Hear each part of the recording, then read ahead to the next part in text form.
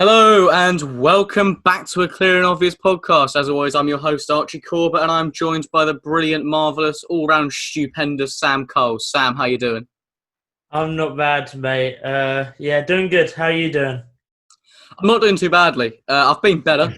In case anyone doesn't know that's watching or listening to this, which you probably do because I wang on about it quite a lot, I broke my wrist playing football my first game back. So other than the severe pain caused by my wrist at the minute, I'm having a brilliant time. But yeah, other than that, it's been okay. We're back doing season reviews for leagues around Europe, and you'd have hopefully seen our Bundesliga review. If not, go back and watch it. It's our most recent video, and it's actually quite good. And if you listen to it on podcasts, we're now on Apple Podcasts as well, if that's where you get your podcasts, and we're also on Spotify, so listen there as well. But we're going to be going on to a Serie A season review. As you can see, I'm sporting my Atalanta t-shirt. Unfortunately, got knocked out by Eric Maxim Choupo-Moting last night against PSG, but the less we talk about that, the better, I say. But I mean, should we just get straight into it? Let's do it. Yeah, let's do it. Sweet. Well, we'll go alphabetical order as we did last time. We'll grade them. We'll give our grades, and I'll remember to give my grade basically straight away this time because I kind of forgot to last time. So we'll do that. And yeah, we'll get straight into it. So we're starting with Atalanta. Finished third in the league, and I'm giving them an A+. They were the best team in Serie A since the turn of the year. If the league had gone on longer, I genuinely think they would have won it. They're probably the most exciting team in Europe to watch at the minute. They had 3 players who got 15 or more goals, which was just obscene. Papu Gomez for me was their standout player, but there's so many to pick from. Ilicic was amazing, Zapata was brilliant, Muriel was great. And I really hope their sort of fairy tale journey can continue next year because I've really enjoyed watching them. What are you giving Atalanta? Given Atalanta A minus. Like you said, they've done so well this season. I mean, Gasparini is a genius. I think it's fair to say he's made his team probably the most exciting team to watch in the world. They've got talent coming out of their ears. They've got like 3 of the best attacking players in Europe in Ilicic, Gomez, and Zapata. What a team! I mean, the fact that Zapata and Muriel, both their top scorers with 18 goals, bear in mind Muriel was pretty much a super sub a lot of the time, and he still managed to get their top scorer. Absolutely ridiculous. I just remember looking back, one of the first weeks at uni, going downstairs to watch to see if they have any sports channels, and Atalanta playing on Free Sports. And it was beating Sassuolo 4-1, 4-0 up at half time. What a great experience.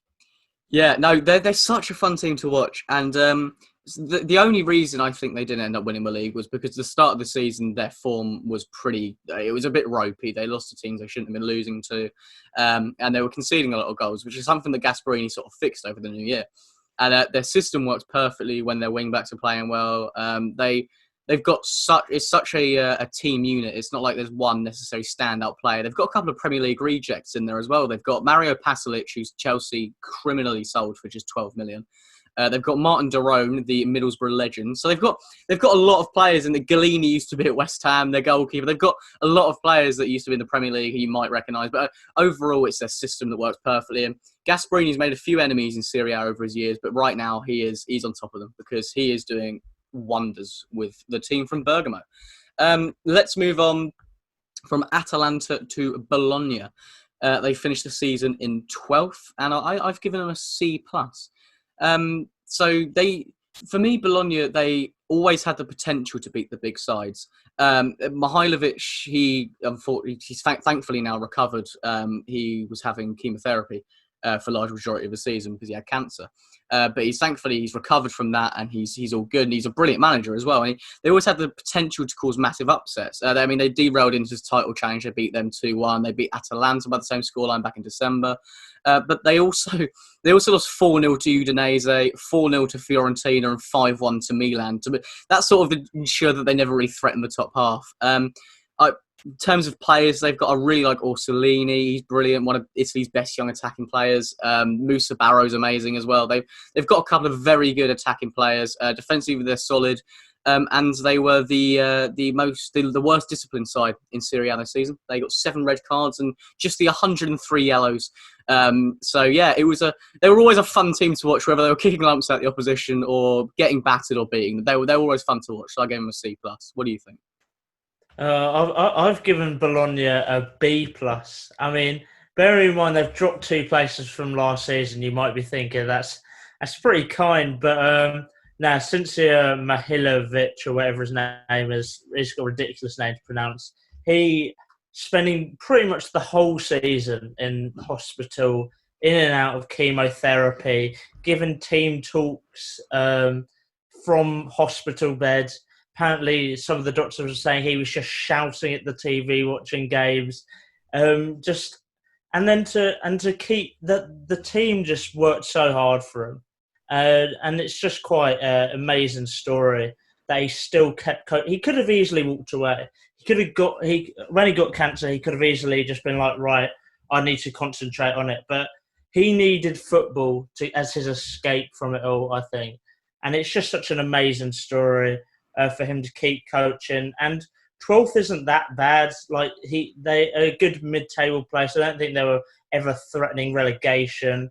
Played really exciting attacking football. Maybe if Musa Barrow had been signed a transfer window earlier, they might have made more of a push for a top half, maybe even Europe. And maybe if they had a good defence, they might have also done a bit better with 2 clean sheets this season. And setting the Serie A record for the most games without conceding with 33, which is ridiculous. But yeah, I've given them B+, inspirational story, and yeah, fair play to him. Yeah, it really is, because Mihailovic is sort of a Serie A legend, both playing-wise and managing-wise. So he's really sort of, come through this and managed to lead them to actually a very good season. But unfortunately for them, Barrow is only on loan from Atalanta. And if he goes back to Atalanta, that's just obscene, because their attacking options are just going to be even more boosted. But they're trying to get him on a permanent, so we'll see what happens with that. Let's move on to a team who have got a slightly less inspirational story, Brescia. They came 19th, and I've given them an F. And boy, did they disappoint. They came up from Serie B as champions. Much was expected of them. They were going to be playing against Atalanta in a derby for the first time in ages. Bringing in Balotelli was always a risk, let's admit that. It was always a risk, but it proved a miscalculated one at the end of the day. Their primary goal scorers, they had Donnarumma and Torregrossa with 7 goals each. So they weren't, firing them in, but they were consistently scoring. Tonali was unbelievable, and he's definitely outgrown his hometown side. He had some truly stellar performances. But they had very little going forwards, and they were shambolic defensively. So I was sort of wondering how they were even 19th. And then you look at Jesse Gironin, who I'm sure you'll talk about in a bit. Because he was arguably their best player all season. Without him, Brescia would have certainly pipped Spal to the rock bottom of the table. But I've given them an F, because if you come up as champions from the Serie B, you invest some money heavily. You've got a real star central midfielder. You've got some players that really are Serie A quality, and they really didn't threaten staying up at all. So I've given them an F. What about you, Sam? Yeah, Brescia have had a poor season, but I've been slightly kind. I've given them an E. Very kind.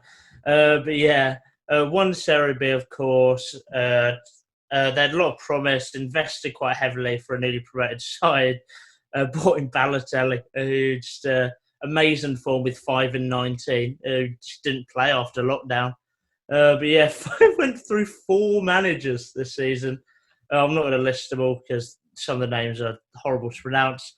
But yeah, they were very poor this season. They were lucky that Spal were even worse, to be honest. Tonali basically carried along with... Now, to be fair, they had 3 players who I think performed. I think Tonali was good. Torregrossa, top scorer with 7 goals. Incredible. Incredible form. But no, he was a bright spark up front. And Jesse Gironin, if listen, Scott Park, if you're listening, if Rodak ever leaves, we're bring him back. All right, Jesse Gironin, he's the best keeper in the Serie A. It's facts at this point. But yeah, what a hero. Yeah, but Brescia are terrible, and E.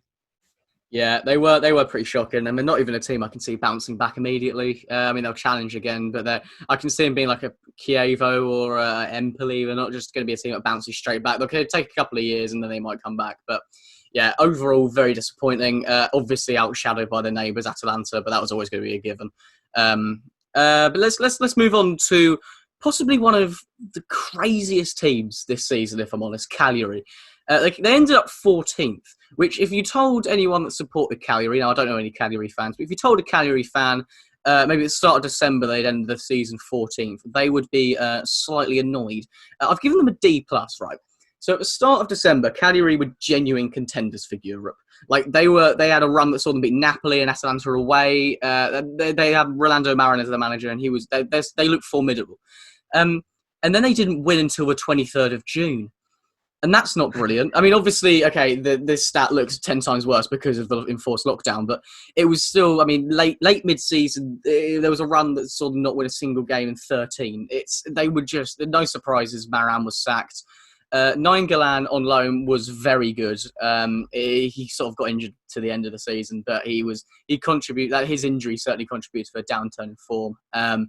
But João Pedro, 5th top scorer with 18 goals, very good. Again, a bit inconsistent after the break, but would still score every now and then. And if they can rediscover their pre-winter form, which is a lot to ask because it was a little bit weird that they were actually playing well, they could genuinely make a push for Europe because I quite like them, but I don't think they will. I think they'll continue, not this terrible form, but I think they'll be a mid-table side next year. But yeah, overall, a disappointing drop-off because they were so good up until December and then they just didn't win until the summer, which is just bizarre. So yeah, 14th, D+, overall quite disappointing in my opinion. Yeah, I've given them a C. Just a really average season. I mean, they've improved from last season. Like last season, come 15th. This season, come 14th. But yeah, bear in mind how well they started. Flip it, they've dropped off. Rolando Marin started quite well, to be fair. I mean, yeah, as you said, pushing for Europe, but then that turn in form, which not even Walter Zenga could stop when appointed. Yeah, they invested quite heavily. Nainggolan, as you said, really good player. Worked out well for the club and for him because of his personal issues. But yeah, went from European candidates to mid-table mediocrity, really. And yeah, only real highlight was Nainggolan and João Pedro. João Pedro, bear in mind, he only really started because of the injury to Pavoletti. I doubt he'd have been a starter without that injury, but he definitely took his opportunity with getting 5th top scorer, as you said. And yeah, it's given the manager a few questions for next season concerning their striker partnership. Yeah, definitely. And also you've got to throw into the mix Giovanni Simeone. He's a really young Argentinian striker. I think got like 7 goals this season, but he actually looked quite bright for them. And so, yeah, it certainly gives them a dilemma going forwards, but it's a good dilemma because you're tossing up between a lot of very decent strikers. Let's move on to Fiorentina, and they finished the season 10th. I've given them a C+.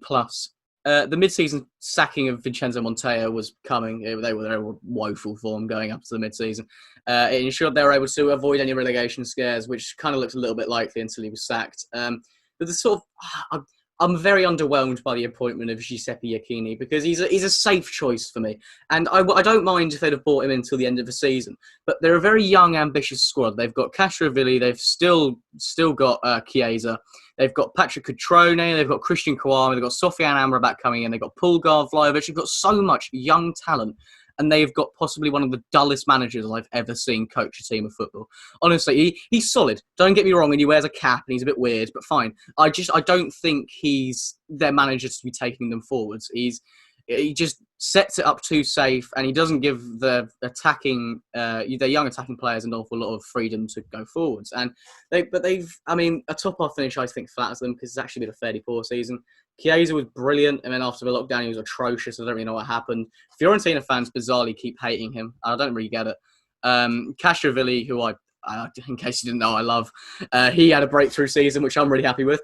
Ribery's addition and Cutrone coming in and Kouame, all those guys coming in, they'll be more of an attacking threat because that was their issue. They just couldn't find goals.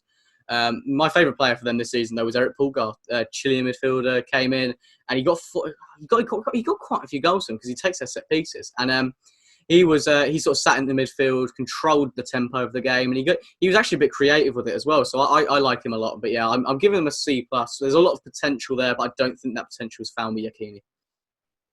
Yeah, I've given Fiorentina a C minus. 10th is 6 places up from last season, so quite a heavy improvement in that front, but not too much improvement in terms of playing. I mean, Montella didn't really do well with the squad. Iachini, I thought, was stabilised them. Definitely pushed them away from. They were fighting relegation at times of the season, which is mad for a team like Fiorentina. But basically relied upon 37-year-old Frank Ribery being fit in order to for their creativity. And quite a poor season. Even as you say, Chiesa, inconsistent at times. They struggled to rely on a player. But yeah, Eric Pogar, a good signing, played well. Was probably Fiorentina's best player this season, bar like Ribery. But yeah, quite a poor season for Fiorentina. But yeah, I think Iachini could do well next season, unlike you, who thinks he's boring. Nah, I think that's his peak. I think his peak is mid-table with them. Ribery was good, but I mean he was injured all the time, which is a problem. He didn't really play many games in the end. But when he did play, he looked like vintage Ribery. He might actually leave Florence because his house got burgled, which is a bit peak. Well, it's not a bit peak; it's actually really bad. But yeah, he might end up leaving simply because of that, which would be a shame. But he will be 38 next year, so maybe he's past his best. But yeah, as you say, no one they can really rely on all season, and I think this is Iachini's ceiling. But we'll move on. We'll move on to a team who were again battling relegation, moving on to Genoa. 18th they finished, and I've given them a D minus. This is the second consecutive year that Genoa have very much flirted with relegation. Last year, they only stayed up because of head-to-head.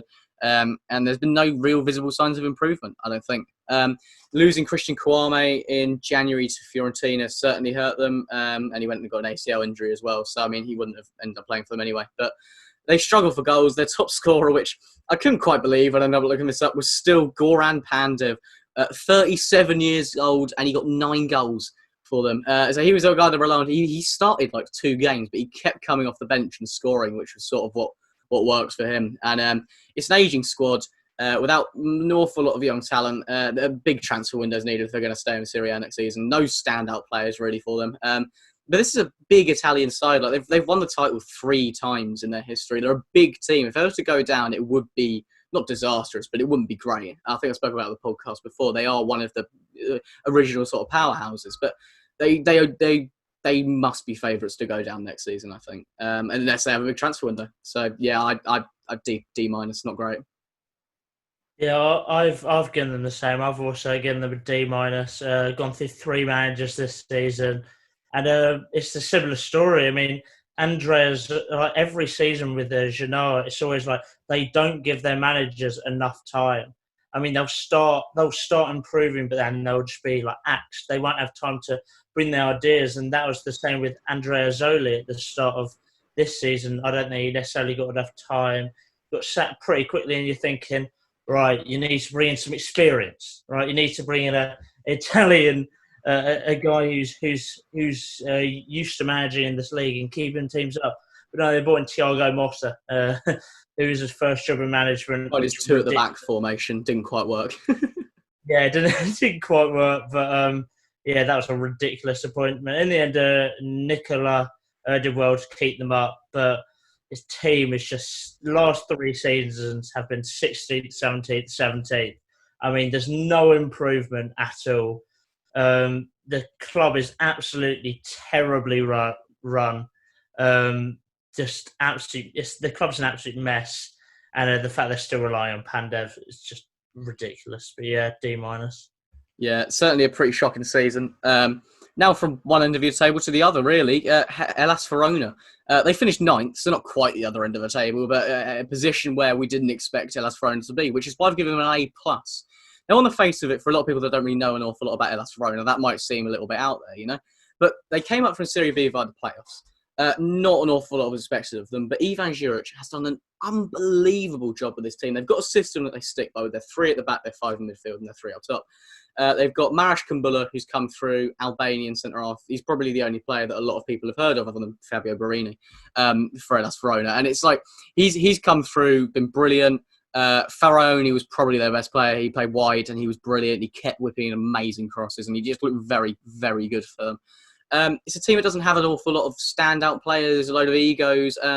I think they might struggle next year. This season, obviously, they've done brilliantly to get where they were. There were points where they were challenging for Europe at some points, which would have been mental if they had. But I think they'll struggle. They're losing arguably their best player in Sofiane Amrabat, who was sitting in the midfield, 22-year-old, very good player. And they're also losing Amir Rahmani to Napoli, and they're also set to lose Kumbula at some point. But it's not been made official yet, but there's a likelihood that a large club will come in for him. So if they can replace those guys with people that can fit into that system, because it seems like a system more than a team of individuals, if they can get players that can replace those guys, then I think they should be okay. But certainly some question marks going into next season. But this season, unbelievable, A+. Yeah, I've also given Hellas Verona an A+. I mean, Ivan Juric, mate, you're a genius. I mean, to come 5th, like they weren't even necessarily close to the title in Serie B. They didn't even put much of a fight for it. But they got 5th in promoted via the playoffs, and you're thinking like you'll probably get relegated. You might come bottom, and then to come in the top half of the table in 9th is unbelievable. They even ended up beating Juventus, who won the league this season. I mean, my hat goes off to them. I mean, admittedly, next season they're probably going to get relegated because all their players are leaving. But fair play, drink it in, enjoy it while it lasts. 9th in the table is unbelievable, but you're probably going to get relegated next season. But A+ for this season. I think to a lot of people that are fans of English football that are listening to this, they're the team that's most similar to Sheffield United, because they come up and no one's really given them a sniff, but they've finished off brilliantly. And no, it's definitely deserved. I'd say they've had a brilliant season. Let's move on to Inter. They came second in the end, and I've given them a C, which might seem quite harsh on the face of it, but let's be honest, they should have won the league. This was their best chance to win the league, and at the end of the day, they've bottled it. This was their chance. Conte had them playing some exciting football. He's come in and he's a proven winner in other leagues, and he made some fairly shrewd signings in January, especially at the start of the season as well. But they lost twice to Juventus and once to Lazio, which set them on the back foot initially. But they just couldn't capitalise on Juventus' inconsistencies, because they, despite losing those 2 games, they still could have won the league. The door was open for a title for Inter, and they just couldn't do it. Losing 2-1 at home to Bologna, as I alluded to earlier, was the sort of final nail in the coffin for the Nerazzurri, I'd say. Tensions are ever growing between Conte and the ownership, who'll probably go, if I'm honest. And they need to kick on next season. If they can hold on to Martinez, I can see them kicking on. And they've just got to hope that Lukaku continues his unbelievable form. Because he's just been banging them in from everywhere. But overall, they should have won the title, and they didn't, and they will regret that, because at the end of the day, they were only 1 point off. And yeah, this was their year, and they didn't put up enough of a fight. So I've given them a C. Yeah, I think you're being a tad harsh. I've given Inter a B. I mean, yes, they did completely bottle the league. You're not wrong. This was their year, but 4th last season, 2nd this season, it shows there's improvement. Conte has definitely improved their side. I mean, quite significantly. They're playing good football. They've brought in some good players. Lukaku and Lautaro Martinez became a really good partnership up front. Christian Eriksen looks like money wasted, but we won't talk about Eriksen because I don't really think he fits in their system. But yeah, they started really well, and they should have probably won the league. They did bottle it. But Ashley Young has found a new lease of life. And I think that's the key point when looking into the fact that Ashley Young has been brilliant. And Yeah, there's certainly a chance that they'll lose the likes of Skriniar, and they might lose a couple of other players, Skriniar and Martinez. So if they do, they'll have to replace them. But it's Inter, they'll draw in the big players anyway. They've been linked with Kumbula anyway, so they'll replace them fine. And if they can keep Conte, then they should push for the title next season. Let's move on to the team that did win the title. Surprise, surprise, it was Juventus. And again, I know I've been a little bit harsh here, but when I explain the reasoning, I think it's fair enough. I've given them a B. Which, for winning the league, how have you given them a B? They've won the title for the 9th consecutive season. But it was the least convincing of the 9, which sounds like I'm being pedantic, but I don't think I am, because it was a 1-point margin that separated them and Inter at the end of the day. They were underwhelming. They lost 3 of their last 5. Admittedly, they had won the league after with 3 games remaining or whatever. But it wasn't typical Juventus dominance that we've seen, and we've become so accustomed to with the Serie A. They always look like they're in cruise control. They always look like whatever happens, they're going to come through and win the title. And they did this season, but they just didn't have... There were moments in the season where I was convinced that one of Inter or Lazio were winning the title because Juventus just kept slipping up and they kept giving the other teams chances. So this specific title win under Sarri, I think, can more be put down to the lack of consistency from the other top sides rather than the dominance that we're so used to seeing from Juventus. They've gone from winning the title fairly convincingly to only winning it by 1 point. And Dybala was their best player this season. Ronaldo was brilliant as well. They both carried them, especially going forward. But they should have won the league more comfortably with this side. But yeah, I've given them a B. They won the league, but it should have been better. Yeah, I've also been quite harsh on them. Look, yeah, I've given them a C plus for winning the league, which is harsh. But yeah, they weren't really convincing. Yeah, I don't know. It is quite harsh, but yeah, they weren't convincing this season. The fans were on the back of Sarri pretty much from day one. I don't think they really liked him at all. And they were just carried by Ronaldo and Dybala. Winning the league by such a small margin is really embarrassing. Well, not embarrassing because they did win the league, but very poor. Bear in mind, the squad they had was just unbelievable and should have won the league by like 20 points. But no, yeah, not... well done on winning the league. Sorry's first season in charge and last. But yeah, winning the league, definitely the only positive, and Ronaldo and Dybala carrying them. So stop putting so much hate on Ronaldo's name. 31 goals and 5 assists in 33 games. How can you argue with that? If you call him a penalty merchant, so's Bruno Fernandes. Shut up, Man United fans. Ronaldo's amazing. That sounded weirdly specific, but yeah, he was good this season. I'd say in the seasons where he's been his most dominant, this wasn't one of them. Like, he was good this season, but he wasn't the stand-up player on his team, and I think he struggled to adapt to that. Of course, he's still got his goals, and of course, they've still won the league. But it's like he's still a top-tier player. Don't get me wrong, but I think Dybala surpassed him for Juventus this season, and it's going to be interesting to see how it works with Pirlo next season. Will Ronaldo respect Pirlo? I mean, that'll be an interesting dynamic. They're pretty similar ages when you come to look at it. So it's going to be interesting to see what they do. But with a manager with no experience, literally got appointed to the under-23s like a month before he got appointed and never managed a game for them. Let's see what happens. Again, they were disappointing in Europe, and let's not dwell on that. And they also lost in the Coppa Italia final, so that also brings down the grade, I'd say, from a contextual point of view. But let's move on to Lazio. They were one of the title challengers this year. They ended up coming 4th. Atalanta ended up pipping them to that 3rd spot. I'm giving them an A just because it's such an improvement on last season and previous seasons in general. Up from 8th, they've become genuine title challengers under Simone Inzaghi. He's done brilliantly with them. They only really faded because they have a really thin squad and they were playing players that just aren't even Serie A quality at the end of the day. If they can get a deeper squad, they might be all right. They're bringing in David Silva, which is a brilliant addition. Him and Luis Alberto in midfield next season are going to be so beautiful to watch. Can I just say that? That's going to be gorgeous. But Immobile was arguably the best striker in the world, up there with Lewandowski. 36 league goals, it's just obscene. It really is.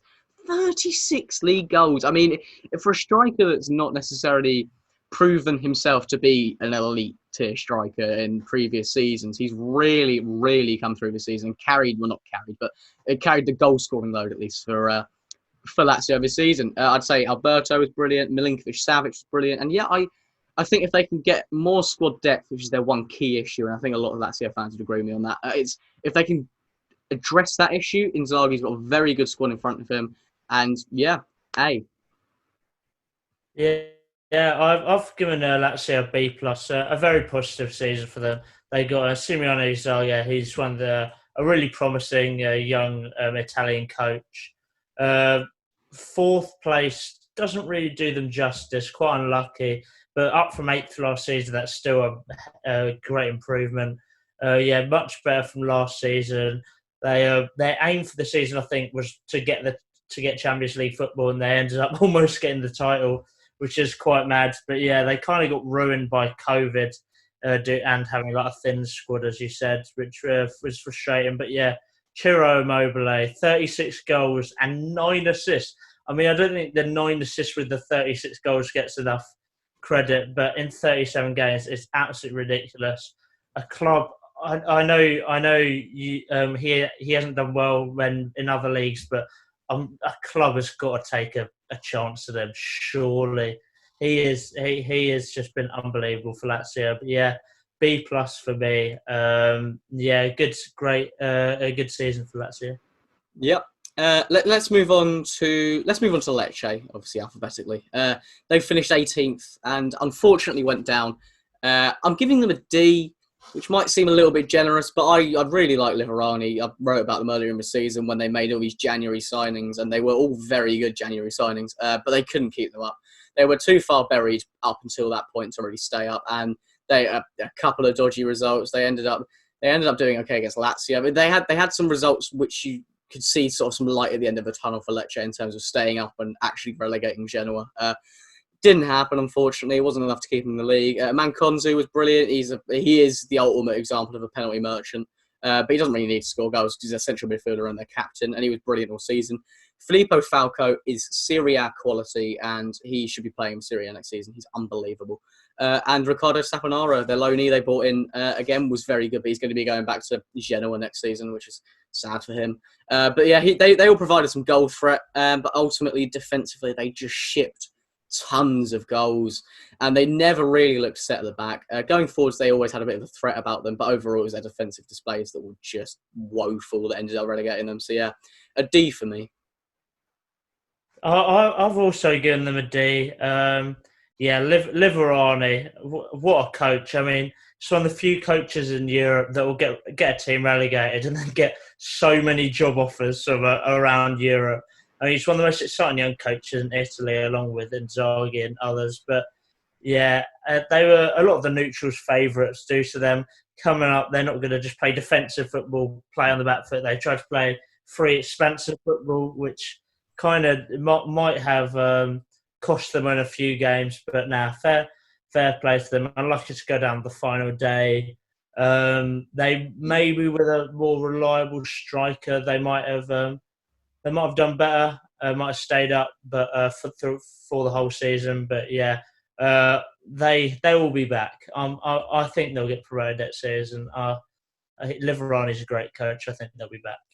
Yeah, if they can keep hold of him, which I doubt they will, but if they're able to in a hypothetical world, then they'll definitely come back up. And if not, I can still see them doing it. So yeah, that's a good point. Let's move on to Milan. They ended up coming sixth. I've given them a C plus. It was a roller coaster of a season, as it always is with Milan. They're such a polarizing team, and a lot of people will say, they bought in Zlatan and they instantly got better. Well, it's true, they did. When they bought in Zlatan, their form took a massive upturn, but there was also a similar time where they bought in Pioli and they got rid of Gianpaolo, and they've bought Zlatan in, and it's not necessarily playing wise he's been decent, but I think he's just brought a leadership to that squad, which that team severely lacked. Their best player for me this season, other than there are the obvious candidates of Theo Hernandez and Donnarumma. They've both been brilliant. Obviously, Zlatan's up there. I'm going to go a bit left field though and say Çalhanoğlu. He was since the turn of the year, he was unbelievable. He actually looked like the player that he threatened to be. Overall, they came sixth. They got European football. They're trusting Pioli now. They're binning off the Ragnarok experiment, which might have happened, which I don't blame them for, because their form under Pioli was just, they were blistering. They turned over Juventus in their own backyard. They were brilliant, and hopefully they can continue this next season, because I would like the two Milan teams to now push on and go for Juventus and go for the title and try and push on. But knowing Milan, they'll probably sell their best players, bring in a load of random players for like 70 million and end up disappointing again. So a C+ for me, just because the start of the season was pretty poor, but they improved as it went on, and they've now trusted Pioli, which is the smart thing to do. Yeah, I've given them a C minus this season, but yeah, their season was a bit of a mess. Marco Giampaolo started in charge, but just didn't get the results, and the players didn't really get on with him, and he's quite quickly replaced with Stefano Poli, who the fans loved from day one. I mean, it definitely wasn't the fact that they had Pioli out trending before he was even appointed, um, which is showing a lot of faith in their manager. But no, he definitely improved them when he came in. Zlatan Ibrahimovic is just a hero, just in so many ways. I mean, what a player to be that age and still be performing. Though that's just how the Serie A works. But Milan, they finished the season very well. To be fair, they were on fire after the break. But an absolute roller coaster, as you said. Theo Hernandez, main creative force from left back, incredible going forward. We won't talk about his defending, but basically a French Joe Bryan. But a roller coaster of a season. Not. I wouldn't below where they'd expect to finish, but yeah, C minus. The French Joe Bryan, blimey! I bet he's well proud of that. Honestly, he'll be well happy with that comparison, I'm sure. You must. I think you're the only person to have ever made that comparison, but fair enough. Let's move on to the team that came just below them, Napoli. They finished 7th, and they've also got their old coach. They've got Gennaro Gattuso. I've given them a B. Now, on the face of it, they've gone from being a title challenging team to actually league position, not getting Europe. So you might think, oh, what are you talking about? But in reality, they're showing a lot of promise. They started the season woefully when Ancelotti was in charge. They binned him off, which I disagreed with. They brought in Gattuso, which I disagreed with. They kept Gattuso, which I disagreed with. But now I agree with it. So, it shows what I know. Because Gattuso, they've stuck with him. Finally, Insigne and Mertens are backing him. And the back end of the season, they looked like a team of Champions League. They didn't in the end. But they won the Coppa Italia, which I know we're not necessarily directly taking into account. But that's massive for them. That's a piece of silverware. And they had a decent Champions League run. I mean, they didn't challenge for the title, sure, but you can't have every team challenging for the title. Other teams have got to take a break, and they won the Coppa Italia. I've grown to like Gattuso. I've got a full 180 on him. I've completely changed my mind. I think he's a decent manager who he gets the Napoli philosophy, and they're bringing in Victor Osimhen, who can replace the absolute cart horse up top that is Adrian Milik. They're a good team. They've got some if they can keep hold of Koulibaly, they'll be okay. But even if they can't, they've got a Romani coming in, so they should be okay. Di Lorenzo is very good for them. Overall, I've given them a B, which might be quite generous on the face of it, but I think I've justified my point fairly incoherently there. So, let's. What are you giving them, Sam? I've given them a D. Seventh in the league. I'm sorry, it's inexcusable. They were second last season, and now they've come 7th. I mean, Carlo Ancelotti, got sacked because I don't think they got the results they wanted. Replaced by Gattuso. I'm pretty sure on this podcast I called that appointment delusional. I'm pretty sure after a few games in charge, I said he should be sacked. And it was, but somehow he managed to slightly turn it around. I mean, they definitely got better, but they didn't exactly get Europe, I mean, in terms of places. They didn't really look great. Like, none of the players were really consistent. I mean, Di Lorenzo is probably the most consistent throughout the season, maybe other than Spina, maybe. But Diogo Deme and Lobotka, good January signings, but 7th. is all I'm going to say, and I don't care about the Coppa Italia. Next. Brilliant. Okay, let's move on to Parma then. Let's just leave that. Parma, they finished 11th. I've given them a B plus. Massive improvement this season, and the elephant in the room is Dejan Kulusevski. I mean, what a player! He's combative. He gets goals. He's direct. I really like him. And he's going to Juventus, so I don't think I do anymore. But no, at Parma, he was brilliant. Got all their goals. He was unbelievable for them. They've also got Kucka, who I don't think gets an awful lot of credit, which is unfair because he actually gets a lot of their goals as well from central midfield. But overall, it was just a fairly average season for Parma. Of course, they've improved. They've come out mid-table. As I say, Kulusevski was brilliant for them. Kucka was good. Gervinho up top, still banging them in, albeit half of them were offside. And yeah, overall, Parma had a fairly good season. Their keeper doesn't get enough credit, Luigi Sepe. He was very good this season as well. So I think a B plus is fairly deserved. They need to replace Kulusevski quite urgently because he's very good. And yeah. Kulusevski was brilliant. Parma were fairly decent all season. I'm giving them a B plus. I've given Parma an A minus. 11th in the league for 14th last season, but I don't think that tells the whole story. I mean, last season they were narrowly avoiding relegation. They only really picked up form in the last few weeks. But this season they were actually in a European battle, ish.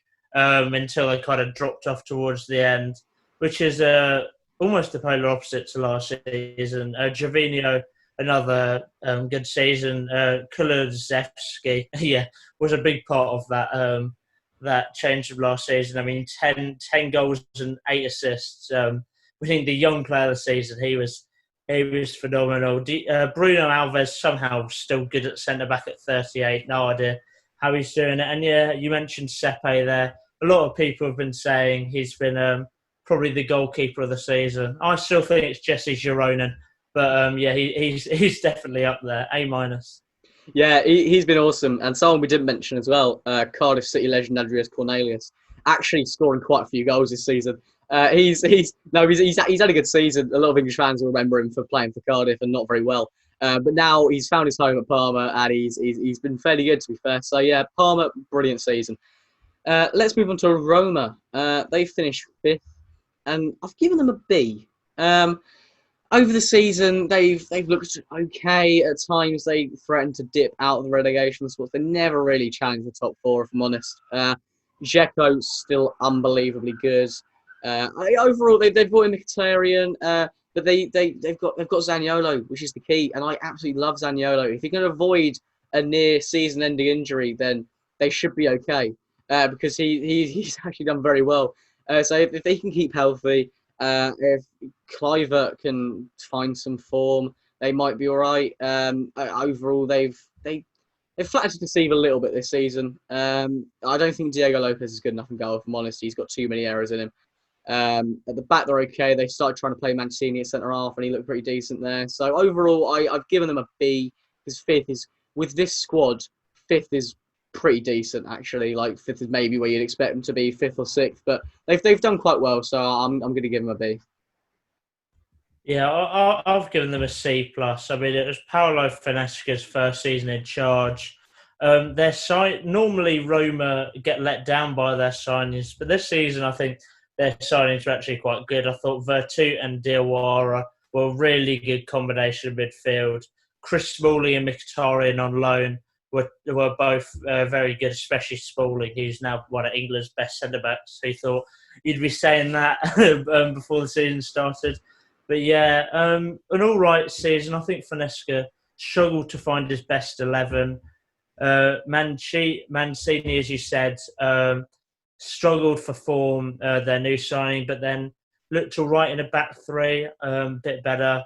But bearing in mind how good the teams above them are, they were going to always struggle to get into top 4. But yeah, 5th isn't too bad. And if Zaniolo had actually played the rest of the season, very unlucky with an ACL, then they might have actually got that top 4. He is a very good player. Yeah. They've done very well this season, I'd say, especially considering the squad that they've got.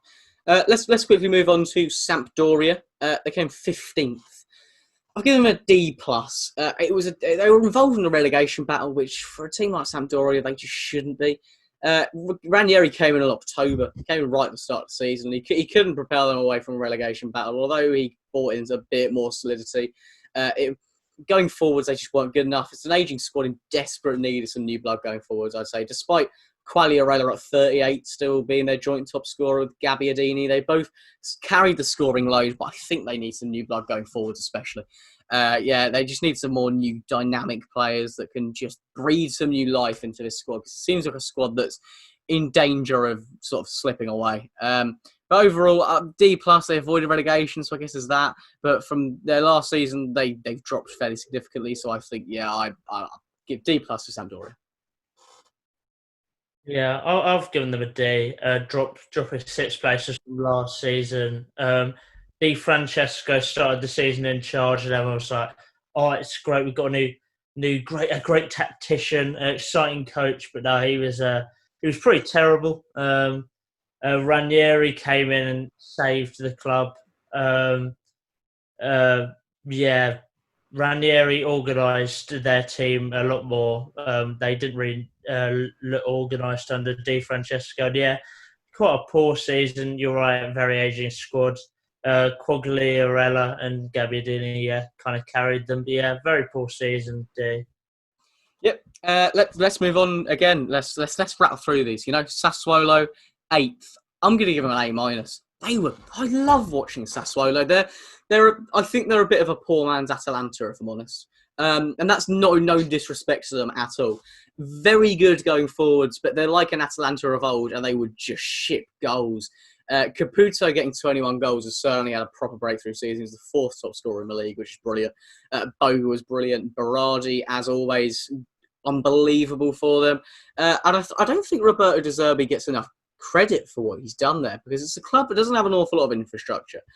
He's made them into a team that can push on to challenge for Europe. There were points this season where they were genuinely looking like they could get a Europa League spot. Free scoring as always, but again, there's always a risk of them absolutely getting battered, which they showed. A player that I think has gone very under the radar this season for them is Manuel Locatelli in midfield. 22 years old. And if I were Inter, I would have signed him instead of Sensi, to be honest. I love Sensi, but he's very injury prone. But he was running games regularly for them. But at the back, they just leak too many goals. That's their problem. But as I say, Locatelli, he's only 22. He's definitely a one to watch, as is a lot of their attacking talent, because they're a very, very good team going forwards. Less said about them defensively, the better, but it certainly makes them an entertaining team to watch. They're a team you could see getting like a 5-4 sort of a game there. That's what you get with Sassuolo. They're never boring.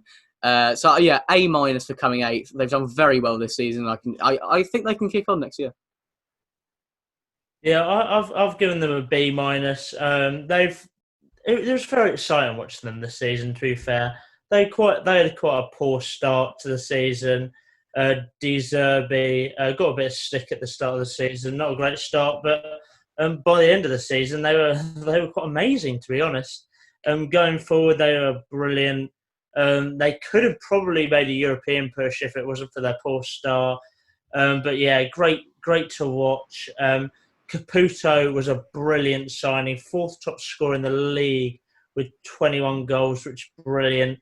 Berardi and Jeremy Bogie, the side of him, also a great dynamic duo. But great to watch. Defensively, awful, but 8th place, a very decent season for Sassuolo. Indeed. Let's move on to your Spal. 20th, 14 points of safety, I think. And they were never even threatening staying up from the get-go, really. I've given them an F, just because if you go down by that massive margin, then you don't really deserve anything better. They're losing arguably their best player next season, Andrea Petagna, to Napoli, another attacking option going to Naples. Brian Dabo, we talked about him a lot, and I don't really know why, because he's not very good. He's really not great. A lot of their team flat to deceive a lot this season, and they always look destined to go down and never really made the transfers that they should have prior to the season. And their squad at the start of the season just didn't have enough quality to keep them up, and that showed throughout the season. They were very Norwich-like. They were, sometimes they come out and try and attack teams and they get absolutely walloped. and deservedly so, because that's what they did. So now I've slated Spal for the last minute or so. Sam, are you going to give them any saving grace on this at all or not? I've given them an A. No, I haven't. Yeah. No, I've also given Spal an F. Long-term manager, Semplici, who took the team from Serie C to Serie A, got them 13th last season, which is unbelievable for a club of Spal's side. Got sacked in Feb, replaced by Dibaggio, but he just couldn't turn it around. Their best players basically left before the season. I mean, Alex Merritt wasn't on loan this season. Lazzari left. Kurtic left in Jan. One of the other key players from last season, Mohamed Fares, unfortunately was injured for pretty much the whole season. So they were unlucky on that. But yeah, they were just really bad, basically. All their good players had left. They didn't replace them. Brian Dabo should play for Juventus. He's an absolutely incredible player who doesn't flat to deceive. He's amazing. I don't care what you say. Looking forward to him tearing up Serie B next season. But yeah, Pentania, the only real bright spark in a really, really bad team. F. Yeah, no, they were woeful, and from one F to another for me, Torino 16th. I'm giving them an F. They have had. I'm going to say it. They've had the worst season out of any team in Europe's top 5 leagues, in my opinion. I don't think that's harsh at all. From a team, right, that have the structure and the squad depth and squad quality to be challenging for Europe, as they have done the last few years, to just fall off a cliff like they have. I mean, they've gone from genuinely being Europa League candidates. They've gone from being a team that were challenging to relegation battlers. Belotti, honestly, that man's spine must be in absolute agony from carrying this team. Give him a statue in Turin, right? He deserves it, because honestly, his 16 goals and an aging Sirigu in goal are the only reason that Torino are still in the league. I'm sorry, they were awful all season. They've got Izzo at the back, is one of the worst defenders I've seen in my entire life. He improved a little bit in the last couple of games, but he's a red card waiting to happen basically every game. I'm very harsh on them because they deserve it. Bremer's okay, Brazilian centre-half, 23 years old. He's okay. But the rest of their team, Olaina's not brilliant. I mean, he's pretty bad. And they just don't have many good players. They should be doing better. They should be doing better. Other than Belotti and Sirigu and a couple of others, I'm sorry, they just disappointed. They finally sat Walter Mazzari, and thank the heavens they did. Because if they'd have kept him, they'd have genuinely come bottom. Honestly, they were useless. They brought in Moreno Longo to guide them just being clear of relegation. Hopefully they can kick on under Gianpaolo, but I don't think they will. They're not very good at football. And I've given them an F. Simply put, that was a rant. Yeah, F 16th. Shocking. Oh, that's so funny. But yeah, they have been so bad. Not as bad as you've probably, Matthew, maybe almost as bad. I've given them an E minus. They were embarrassed in the season. I mean, Mazzari did an absolutely woeful job. I think it's fair to say. And Longo kind of steadied the ship and kind of saved them. But yeah, I don't think the first half of the season was that bad, but the second half of the season was a complete and utter disaster. It was terrible. The Torino defence was embarrassing, as you've mentioned, as you've name dropped all of them. But in their defence, I feel like Nkulu, one of their defenders, isn't normally that bad. And Izzo was one of the players of the season before. I just think they've just had really bad seasons. Yeah. I don't think it's necessarily that they're bad players. I just think they've underperformed. But yeah, Belotti we're going to put donations for back surgery in the in the comments because he really has carried them. But yeah, absolutely woeful. Bear in mind they were 7th last season. They go 16th. Oh, that was absolutely woeful. But yeah, E-. It is shocking when you look at it. And in all seriousness, I do look at that team and think it is just a team, hopefully for their sake, where a lot of their decent players, aside from Belotti, have all had bad seasons in the same season. That's what I'm going with. And I'm hoping that's true. And if it's not, they're going down. But yeah, if they don't improve under Gianpaolo, I can see them going down. Let's move on from completely slating Torino. And let's go on to our final team, on to Udinese. They came 13th and they got a C. And it's the most C team, I think, not the C team, but a team that's deserving of an average grade I can think of. They flirted with relegation, but overall they deserve to stay up. Rodrigo de Paul is unbelievably good. But if he doesn't leave Udinese, that man, he's got all my respect if he leaves as well, to be honest with you. He's a very good player. I think it was their manager, was it Tudor, who they sacked when they were kind of flirting with relegation? And I didn't mind them under him. I actually went to see them this season against Inter. They were dull as dishwater, and I wish I never had. But other than that, they're pretty dull, to be honest. They're Watford's better cousins. I'm sure they'll pick the bones of them going into next season. I don't think they'll get relegated next season. They'll stay in the league, I think. Powell, as I say, is a very good player, but aside from that, not an awful lot going for them, really. Other than Kevin Lasagna, who I forgot to mention. Kevin Lasagna was very good this season, scored a lot of goals, and Rodrigo de Paul was the one providing them. Yeah, no, I completely forgot about Lasagna. Apologies, mate. You were brilliant. Kevin Lasagna was great. De Paul was brilliant. The rest were okay. Tristecon was all right. Musso in goal was actually quite good. I'm just really off names here who are actually quite good. But yeah, Udinese, C. What do you think, Sam? Yeah, I've given them a D+. Down a place from last season. We got more points from last season. So have they improved? Who really knows? They were just incredibly inconsistent throughout the season. You never knew what you were going to get with Udinese.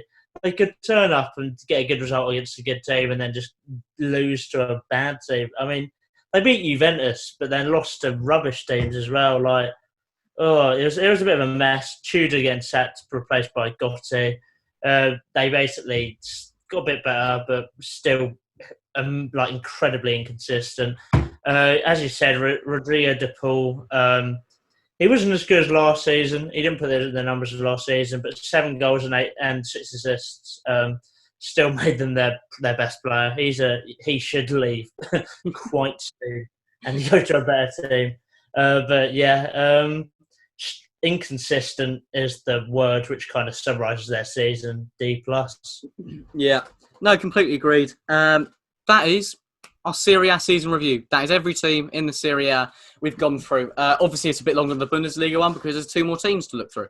But yeah, overall, I've enjoyed watching the Serie A this season. I think it gets an unfair, as a league, I think it gets an unfair rep of being quite a defensive league because it's not really. Because it used to be a league back in the 70s and 80s where it was the league that no one would really score a load of goals in, and it was a very defensive league. But right now, I think even if a team tried to play defensively, I don't think they're good enough to, if I'm honest. So yeah, overall, I've enjoyed the Serie A this season. It's been good. There's been a title challenge. We've enjoyed it. But yeah, keep listening out. We'll keep doing these season reviews. We'll try and get a guest on. We're trying. We promise. We'll try and get someone on. Hopefully, that'll be good because you all seem to like interviews. But yeah, remember we're on Apple Podcasts now as well. So go and give us a review on there. You can do that. Talk about us. If it's bad review, honestly, good or bad, just talk about us, please. But yeah, just say if you enjoy the podcast, give us a review, and let us know if you enjoyed it and what more content you want to see from us. But yeah, thank you very much for listening, everyone, and goodbye. Thanks, guys. Bye.